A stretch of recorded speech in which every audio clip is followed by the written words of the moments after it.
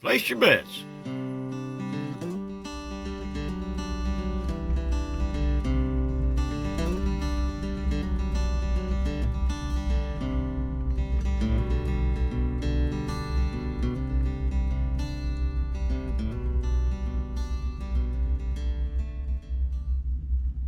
And barely alive. We can rebuild him. We have the technology. All right, guys, place your bets. Done a little looking online trying to find the specs on the compression on this motor, and found some literature from Chevrolet from 1966. And the only number they gave was 130 with wide open throttle and no more than a 20-pound deviation between cylinders, which I'm kind of gathering that's probably minimum, but they didn't specify. And then I heard from a guy online who had a C10 with this motor in it that's supposed to be original with low miles, and he did a compression check on it, and he was getting numbers, I think, from 147 to 150, and that sounds like a pretty healthy motor. So I'm kind of hoping we're closer to that end versus the 130, because the 130 in my mind would probably be that this little poor motor is a little on the wore outside. So let's run a compression check. I'm going to have to do this thing redneck style. I bought a compression kit. It had quite a few adapters, and I have the right threads, but the recess, and I'll show you once I get these plugs out, the threads are so far recessed in there that my adapter won't fit. So I have one of those generic rubber tipped where you just hold it into the cylinder and it seals off, and then you run a compression check. So we're going to try to do that and see if we can get some fairly accurate readings. So let's get to it. I'm going to start by blowing these recesses out around these plugs with compressed air. I'm going to do it with all the plugs out. I know you can do it actually either way. Chevrolet didn't specify, but mainly because a little battery and starter on this thing is not real strong, and I would just rather kind of get it up to speed, what would probably be more of a normal speed if I had a healthy battery and starter. I'm not really concerned as much with the numbers I am how far apart they are, the differences in the compression ratio from top to bottom, because if they're all close, there's a good chance that you have a pretty good motor. So I'm going to fire this thing up. Y'all hold your ears, and we're going to blow all this stuff out, and then we're going to get to this thing.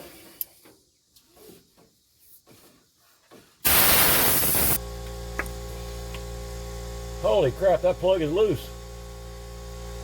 Golly, that plug was loose. No wonder that thing was missing. Damn. No wonder it was missing. God dang.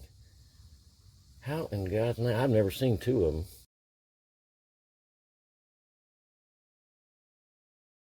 That might have been why it started running poorly.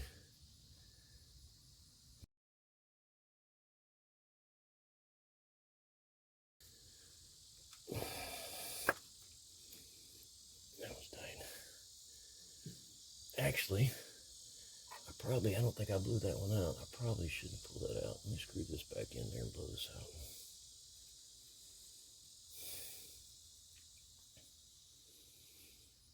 Alright. And let me blow these out.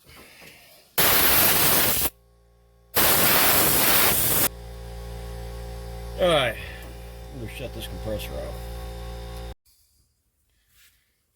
I'm not quite sure you're going to be able to see down there.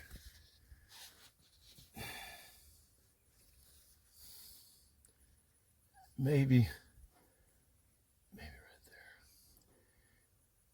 See how the top part doesn't have any threads? Threads are right there down at the bottom, so it's recessed too far. I'll show you a picture of that adapter. I have the right threads. It's just too big around to fit down in there. It's not really a good picture, but I think you can kind of get the idea. Top part of that machine spark plug hole is threadless. First, I actually thought there was something wrong with that Chevelle, because I have a long reach plug. So why they only have threads at the bottom, I don't know.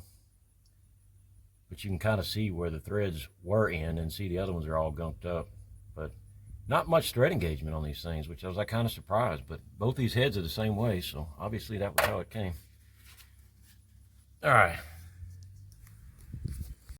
See if you notice, that's the adapter that came with this compression kit.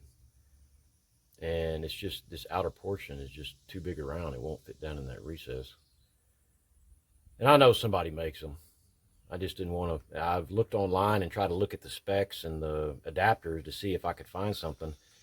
And those little small inexpensive kits that you find like on Amazon or eBay or something, they all seem to be the same. And I just didn't want to start ordering a bunch of them until I found one. So we're going to try that right there. And we'll see how well it works. I mean, all we have to do is just be able to hold pressure long enough for it to register. And if it doesn't work, then I'll come up with plan B. I think, oh yeah, that'll work. That'll work, as long as I can hold it down in there. That'll work. All right. Put this on a little remote starter here, since I'm trying to do all this by myself.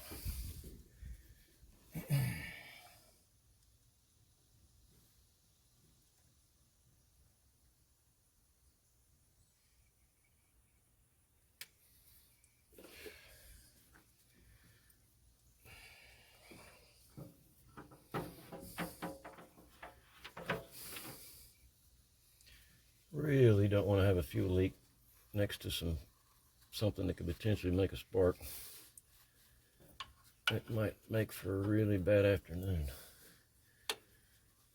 Yep, that might make for a bad day.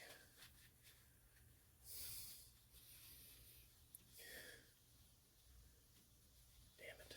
And I can smell fumes. I really don't want to start a fire here. And I don't know if I have something I can plug this off with just to keep the fumes from coming out.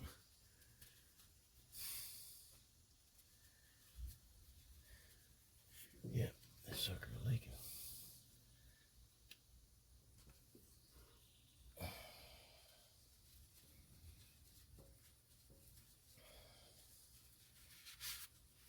All right. How are we going to do this? I get it over here.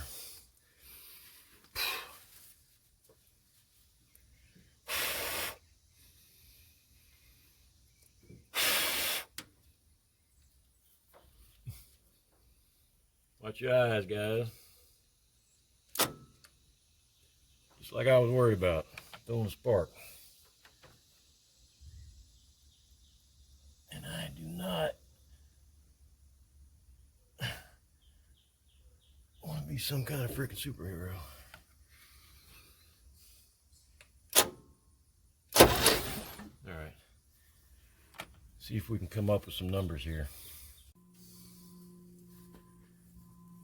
All right, let's see if we can see something with that. See if we can get a good shot of that.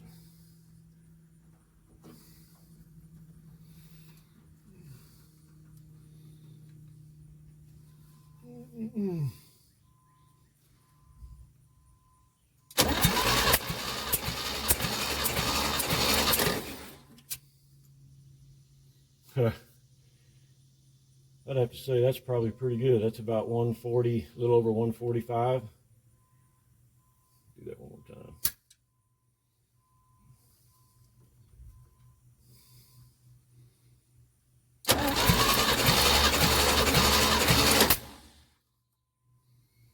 Yeah, about, I got a little over that one. I get a feel for this thing. I don't know if I'm going to get that back one back there. It's really pushing back on you.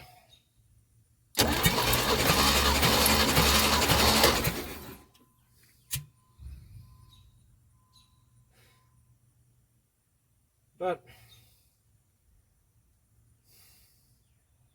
I think this thing's leaking down. Cheap little set.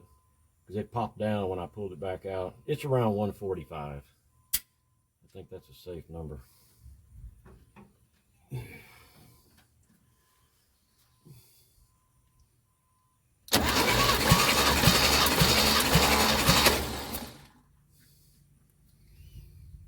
Ooh, damn, that ain't good.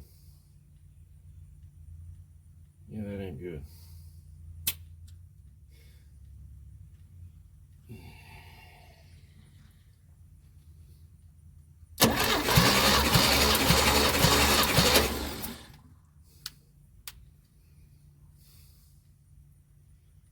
Yeah, that's about 136.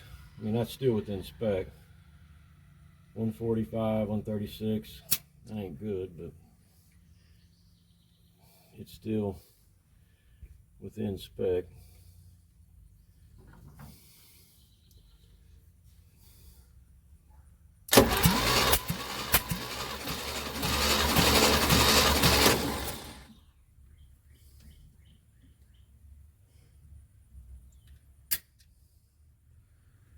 Boy, there's a lot of pressure pushing back on him.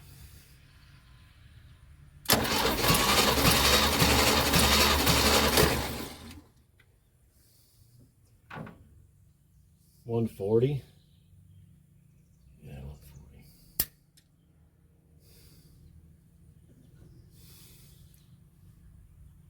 I really don't like pushing down on this gauge that hard. I think I'm gonna break it.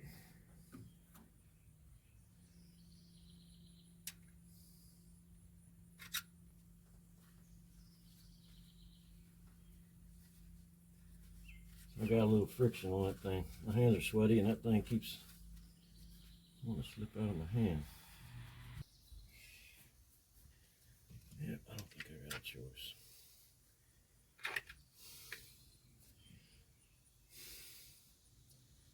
Right here.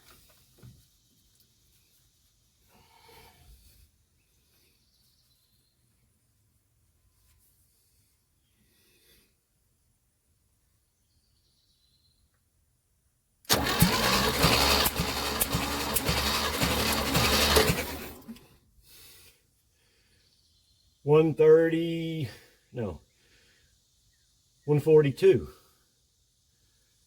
142. Well, they all kind of seem to be, holy crap, I got a bunch of stuff in here. I'm gonna blow some of this out with pressure. I get it. All right. Number 5. Number 5 is stay alive.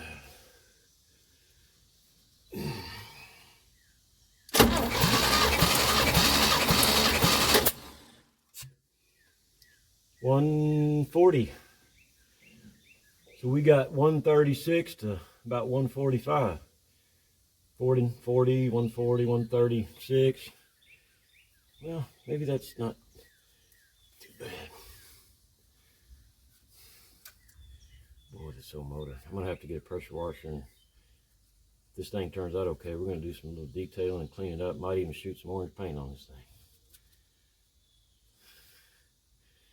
I'm gonna blow some of this shit out.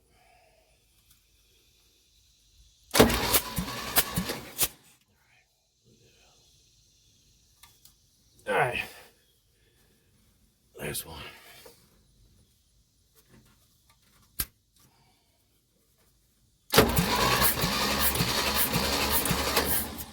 God, don't tell me that.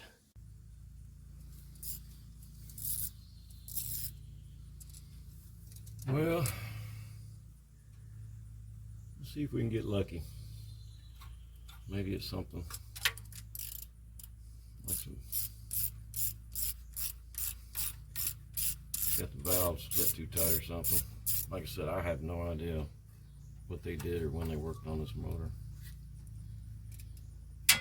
But unfortunately, probably have a burnt valve or something.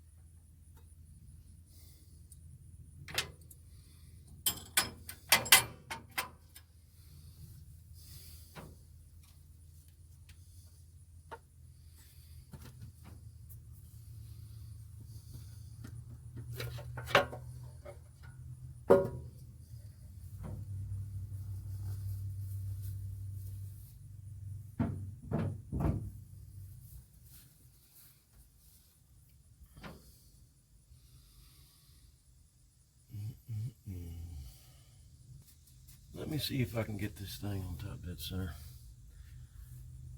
Oh man, this is a press-on crank. Ain't no bolt down there.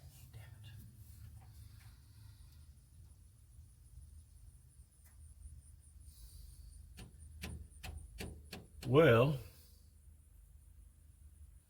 I guess I can probably turn it over with a fan since it's a solid fan.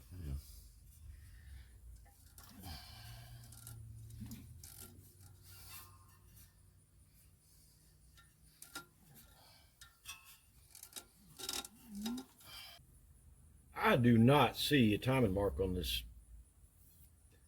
front pulley. I do not see one.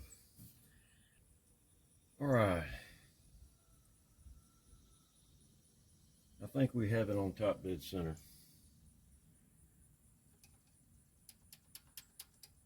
So I am going to spin this thing 1 revolution. And we'll see what the valves look like on number 6.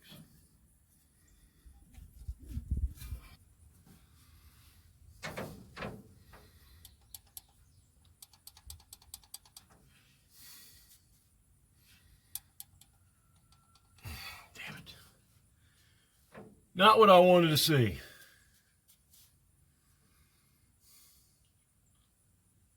Not what I wanted to see.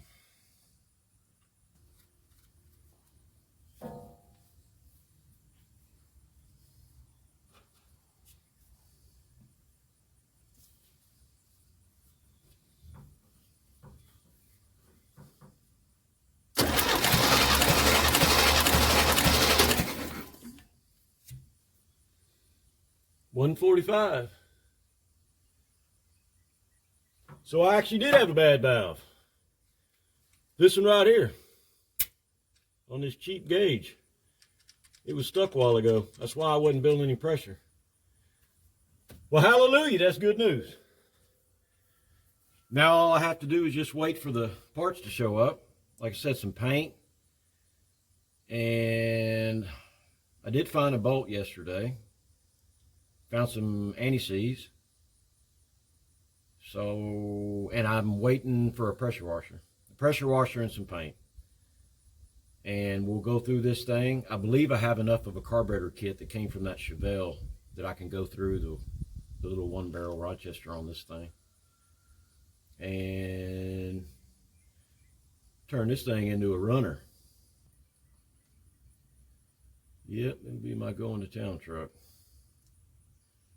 Well, golly, I was all stressed out. I was in there actually trying to find a machine shop around here, and I haven't been able to find one, not anywhere close anyway. So we dodged a bullet. So guys, thank y'all so much. Y'all stay tuned.